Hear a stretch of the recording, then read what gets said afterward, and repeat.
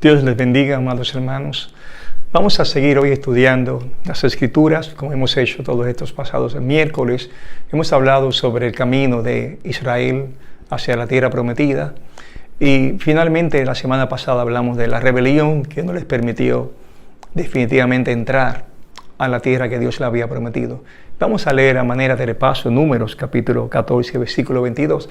Recuerden que es la nación que sale y que luego de 2 años de Dios haberles tratado en el desierto con diferentes pruebas para madurar su fe, y luego de haberle entregado la ley, la palabra de Dios, su palabra reveladora para la nación, luego que suben al monte Sinaí, y ya llegando a la entrada de conquistar la tierra que Dios les había entregado, recordamos que envían 2 espías y los 2 espías dan un reporte, y ellos, en vez de concentrarse en las bendiciones que habían en la tierra, más bien miraron a los enemigos que debían conquistar y tuvieron temor.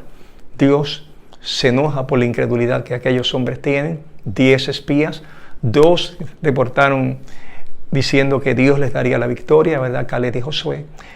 Y vamos a leer exactamente qué Dios dijo sobre esa nación cuando en ese momento rechazaron entrar a la tierra prometida. En Números, si usted ve las Escrituras, capítulo 14 y verso 22, la Biblia dice: todos los que vieron mi gloria y mis señales que he hecho en Egipto y en el desierto, y me han tentado ya 10 veces, y no han oído mi voz, no verán la tierra, la cual juré a sus padres. No, ninguno de los que me han irritado la verá.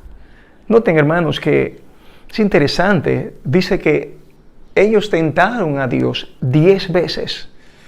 Dios le juró a sus padres y también a la misma nación que les entraría a esa tierra, mas en el camino, en 10 ocasiones, habían manifestado rebelión e incredulidad, no solo contra Dios, sino contra Moisés.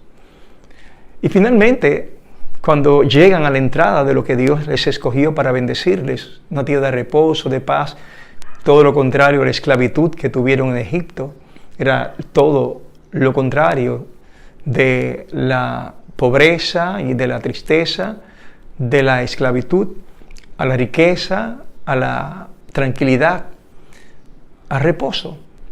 Ellos, una vez más rebeldes, muestran su incredulidad, y Dios, ya en este instante, Él decide que toda la generación, no solo algunos, toda la generación que sale, excepto Caleb y Josué, iban a entrar. Imagínense, de esas personas, cientos de miles de personas, todas ellas quedaron postradas en el desierto.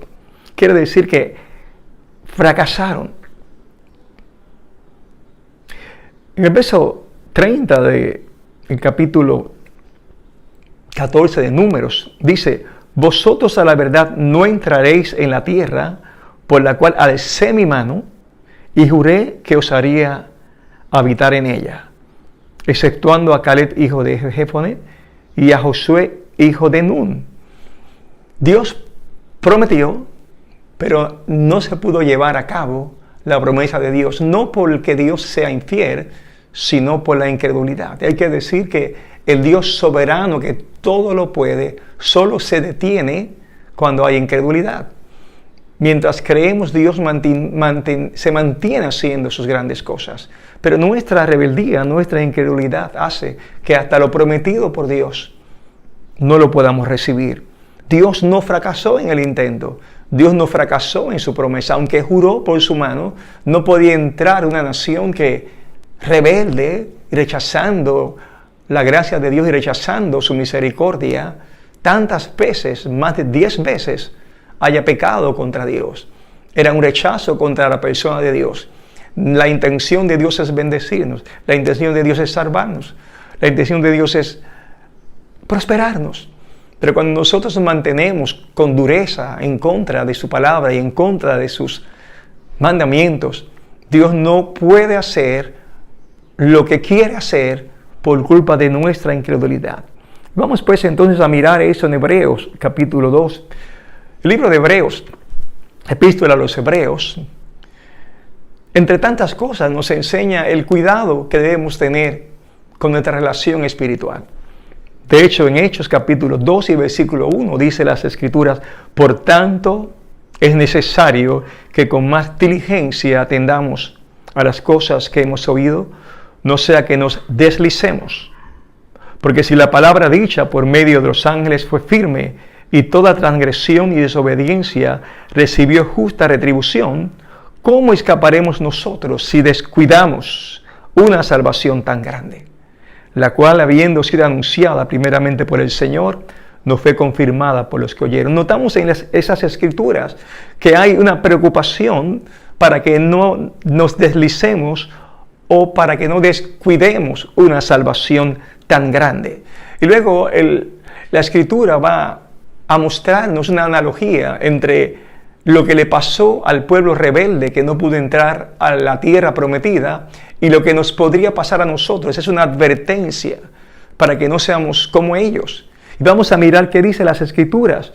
En Hebreos capítulo 3, 7 en adelante, sobre esa experiencia, esa interpretación que nos da las Escrituras en el Nuevo Testamento sobre el Antiguo Testamento, para que tú y yo nos guardemos y tengamos diligencia y no nos deslicemos.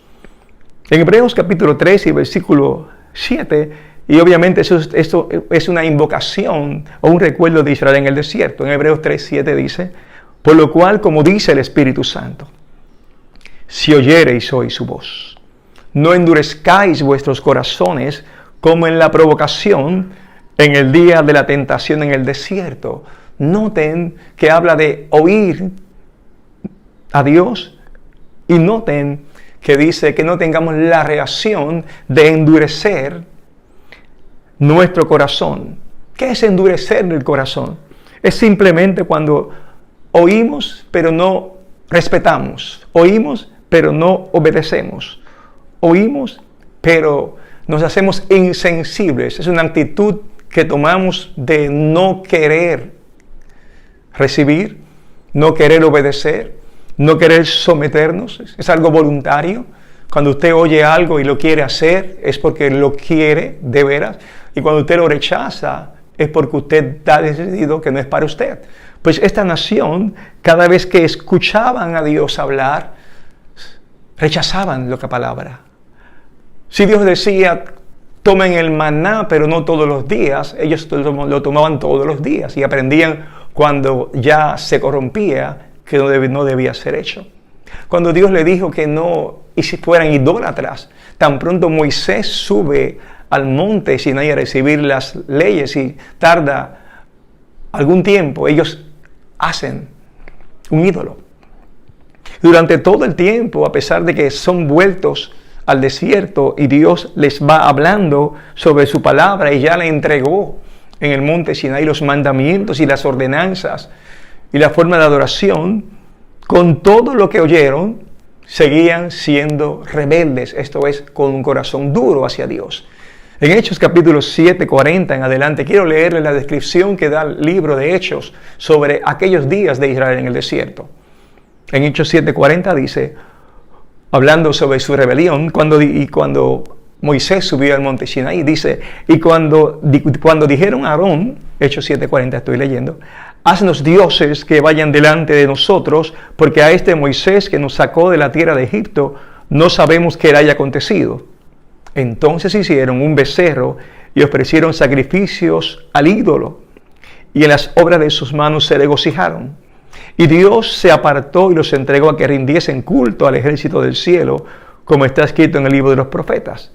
¿Acaso me ofrecisteis víctimas y sacrificios en el desierto por 40 años, casa de Israel?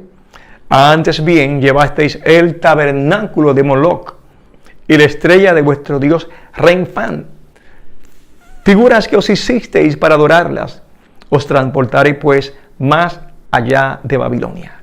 Así es que durante 40 años esa nación estaba endurecida, y en medio de las maravillas y en medio de las cosas que Dios hacía, en medio de un Dios que se manifestaba, en medio de un Moisés que se humillaba y oraba y veían a veces su rostro brillar de la gloria de Dios, con todo y eso, encerrados en sus tiendas donde nadie les veía, sacaban su ídolo y se postraban ante Moloc y se postraban ante esos ídolos que habían traído de Egipto.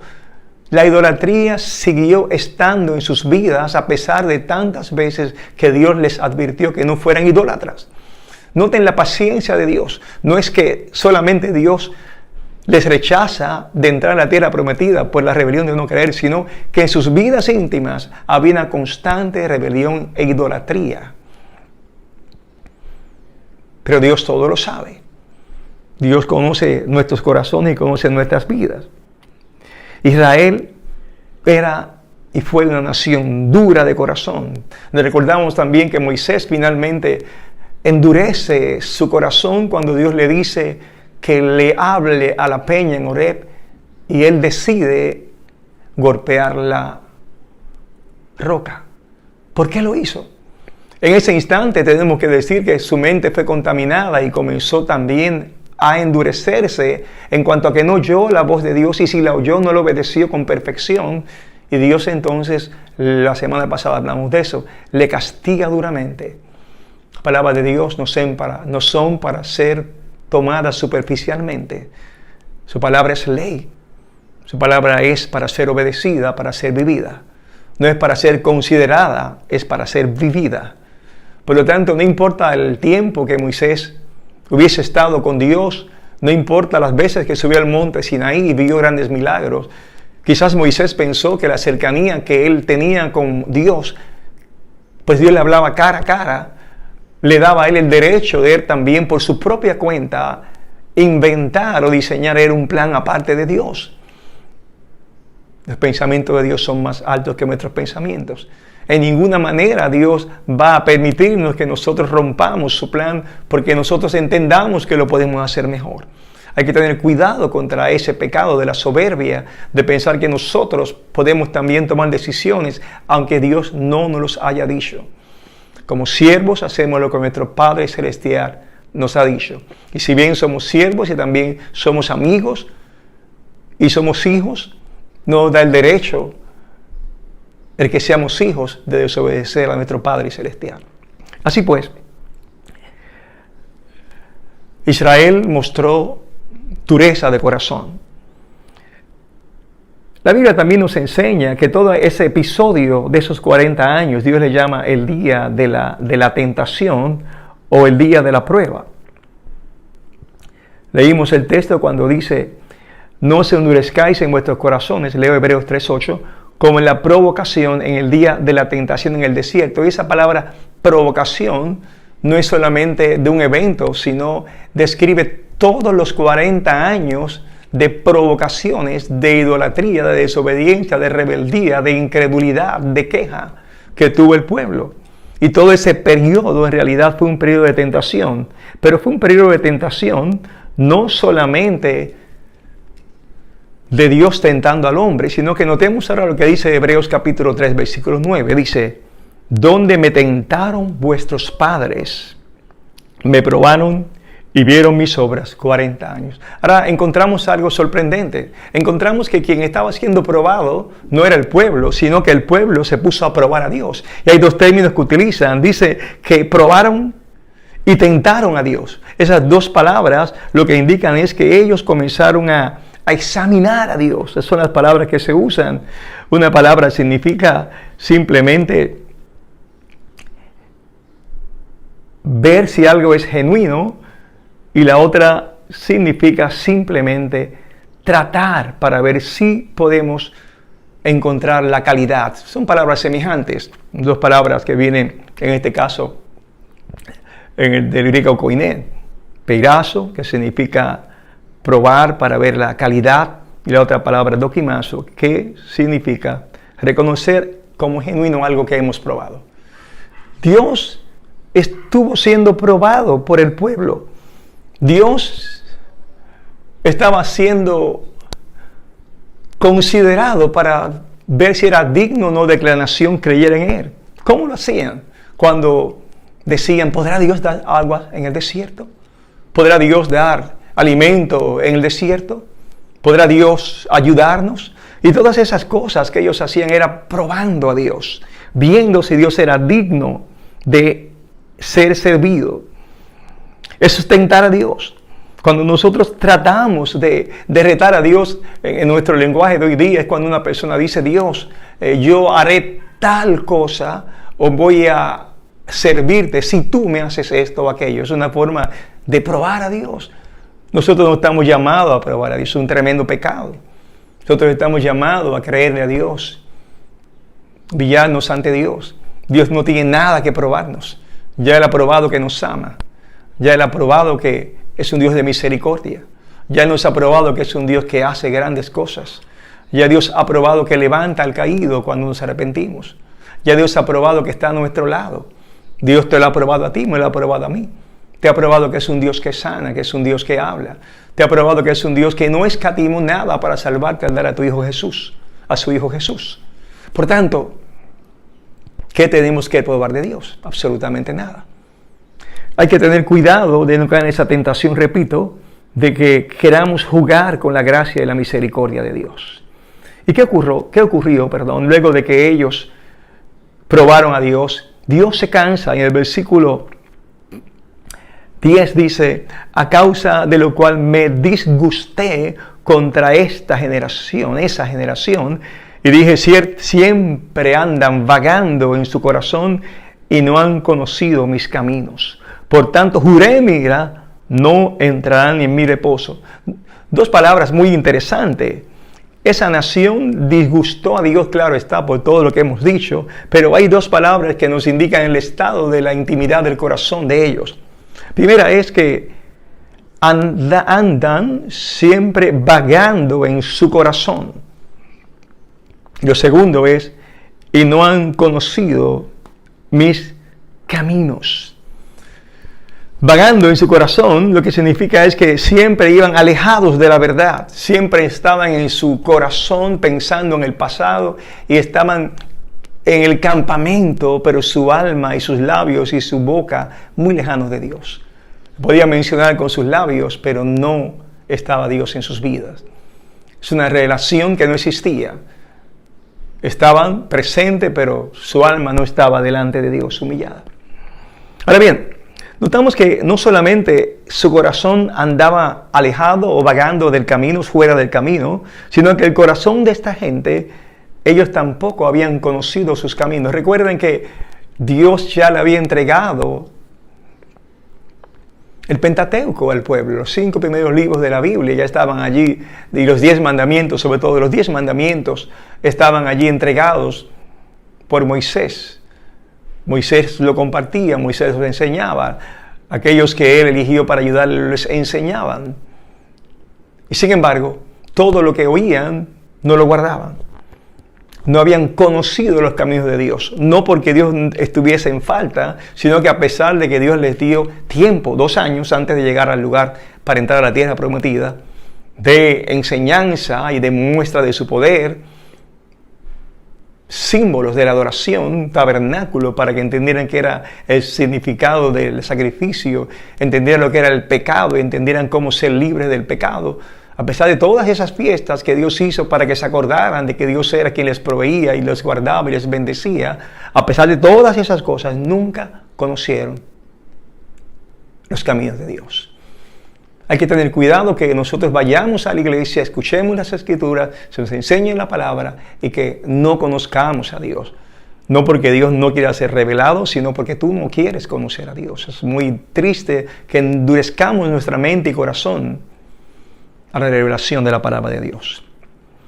Y por tanto, Dios jura en su ira, no va a entrar a mi reposo. Mi reposo de Canaán era un lugar de tranquilidad, como dije al principio, el lugar que Dios había elegido para que ellos estuviesen, el lugar donde Él pondría al Mesías, el lugar donde la nación viviría en paz con la bendición de Dios y el templo que habría de hacerse en aquel lugar. Es un énfasis espiritual que en hebreo se puede comparar al reposo que tenemos nosotros cuando queremos al Señor y nos espera la eternidad de la Nueva Jerusalén. En esta relación de reposo y paz espiritual, pero que también en la cual debemos permanecer y ser fieles. Porque el verso 12, la exhortación que nos da es la siguiente: mirad, hermanos, que no haya en ninguno de vosotros corazón malo de incredulidad para apartarse del Dios vivo. Noten, ahora al mirar la historia, el Espíritu Santo nos dice, vamos a mirarnos nosotros y vamos a analizar y vamos a investigar y vamos a reflexionar si en nosotros no hay un corazón malo de incredulidad. Así es que lo malo es la incredulidad, que no haya en nosotros esa rebeldía que no nos deja someternos a Dios y a su palabra.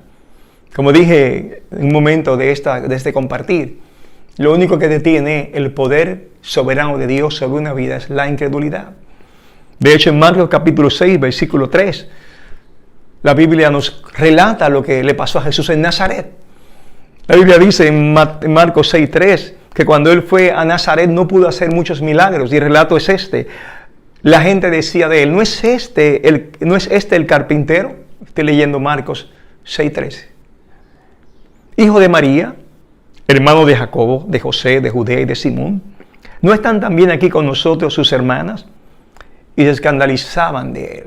Quiere decir que le veían como un hombre común. Bueno, ese es el vecino.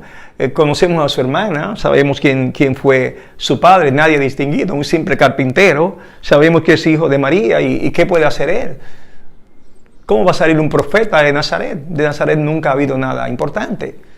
¿Quién es él? Así es que le despreciaron, y por ese desprecio Jesús decía, no hay profeta sin honra, sino en su propia tierra y entre sus parientes y en su casa. Sabemos que sus hermanos no creían en Jesús. Su casa le rechazaba, su pueblo, su villa le rechazaba, y el resultado está en el verso 5. Dice, y no pudo allí hacer ningún milagro, salvo que sanó a unos pocos enfermos, poniendo sobre ellos las manos. Cuando tú no crees, Dios no hace nada. Vuelvo a insistir, no porque Él no pueda ni quiera, sino porque tú has puesto la barrera de la incredulidad. Y Dios no se dispone a actuar cuando hay incredulidad, porque es un rechazo a su persona, un rechazo a su fidelidad, un rechazo a su grandeza. Dios no bendice la incredulidad. Por tanto, tenemos que mirar el pasado de estas historias y mirar nuestro corazón, mirar nuestra vida. Jesús dijo en otra parte, porque lo que sale de la boca, del corazón sale, y esto contamina el hombre, porque del corazón salen los malos pensamientos, los homicidios, los adulterios, las fornicaciones, los hurtos, los falsos testimonios, las blasfemias. Estas cosas son las que contaminan al hombre, pero el comer con las manos sin lavar no contamina al hombre. Así es que somos lo que está en nuestro corazón. Y Dios nos indica que tengamos diligencia y cuidado con lo que estamos pensando, lo que hemos pensado. Dios nos indica que tengamos cuidado con que la incredulidad que empieza con la rebelión, la incredulidad que empieza con dudar de las cosas de Dios, se esté apoderando de nuestro corazón, porque al final eso va a estorbar nuestra relación con Dios y puede estorbar y tropezar nuestro camino hacia nuestro lugar de reposo. El versículo 13 dice, en razón a lo que hemos estado hablando de la incredulidad, dice, antes exhortaos los unos a los otros cada día, entre tanto que se dice hoy, para que ninguno de vosotros se endurezca por el engaño del pecado. Una solución bíblica es que nos mantengamos animándonos y hablándonos los unos a los otros, dice cada día, de tanto que se dice hoy, para que ninguno de vosotros se endurezca por el engaño del pecado. Parece que el engaño del pecado que nos rodea en el mundo y en la vida tiene la capacidad de congelar el corazón, vamos a decirlo así. Igual que un freezer congela el agua a temperatura ambiente o hasta el agua tibia, al final ese freezer congelador puede llegar a ponerlo duro y fuerte. Igualmente el engaño del pecado puede un corazón sensible hacerlo insensible e endurecerlo. El engaño del pecado es algo que nos rodea. Nos rodea el pecado, nos rodean los malos ejemplos, nos rodean las críticas, nos rodean las murmuraciones, nos rodea la corriente del mundo y los enemigos de la fe, aún dentro de la familia. Pero si nos mantenemos exhortándonos unos a otros, me alegra mucho que veo que en la iglesia muchos hermanos se mantienen mandando reflexiono sobre las Escrituras, en el ministerio de Escudriñando las Escrituras, el ministerio de las familias, notamos que los hermanos oran, el ministerio de oración, los hermanos están orando, exhortándose, llamándose, y esa exhortación es una bendición, porque esa exhortación nos hace que ninguno se endurezca por el engaño del pecado. El pecado nubla la razón, el pecado nos hace tomar decisiones equivocadas. El engaño de las riquezas, el engaño de pensar que la vida se resuelve con producir mucho y ya. El engaño de pensar que podemos confiar en el hombre, o el engaño de pensar que nunca seremos juzgados por Dios. El engaño de pensar que no hay un Dios, o el engaño de pensar que la Biblia puede ser tomada como un buen libro, pero no como la palabra de Dios. El engaño de pensar que podemos perseverar sin congregarnos, el engaño de pensar que podemos vivir la vida cristiana de crecimiento sin escudriñar las Escrituras. La Biblia enseña que la fe es por la palabra de Dios y el oír de la palabra de Dios. Y por eso cuando pienso en Abraham, entiendo por qué era su fe tan admirable. Como creo que he dicho en otras ocasiones, Abraham no tenía nada para él investigar y poder reflexionar sobre la fe. Pero usted y yo, Dios nos ha entregado absolutamente toda revelación completa. Las Escrituras, exhortación que te dan los hermanos, exhortación que viene del pastor, las enseñanzas bíblicas, testimonios de tanta gente que han visto la gracia de Dios en sus vidas y tú también las has visto. Por tanto, nosotros no tenemos razón alguna para ser incrédulos. Tenemos que creerle a Dios sus promesas. De hecho, en Hebreos 3:14 en adelante voy a finalizar diciendo estos textos, porque somos hechos participantes de Cristo con tal que retengamos firme hasta el fin nuestra confianza del principio. Dios nos llama a mantener la fidelidad. Dios te llama a que recuerdes las promesas de Él, que confíes en Él, que no tengas temor y que esperes en Él, que obedezcas todos los principios bíblicos para tu vida y tu familia, y entonces serás prosperado y todo te saldrá bien. Es nuestra oración que puedas poner por obra lo que Dios nos ha enseñado en su palabra en este día. Oremos todos. Señor Dios, todopoderoso y bueno, gracias por recordarnos a través de las Escrituras cómo debemos mantener nuestra fe y guardarnos, Señor, de no desobedecerte, Señor, y guardarnos, Padre, de no creer a tu palabra. Oro para que tu Espíritu Santo nos redarguya y para que todos, confiando en ti, esperemos en tus promesas. Gracias, Padre, en el nombre de Jesús. Amén. Que el Señor Jesucristo les bendiga, amados hermanos. Gracias por este tiempo de haber compartido y gracias por habernos escuchado.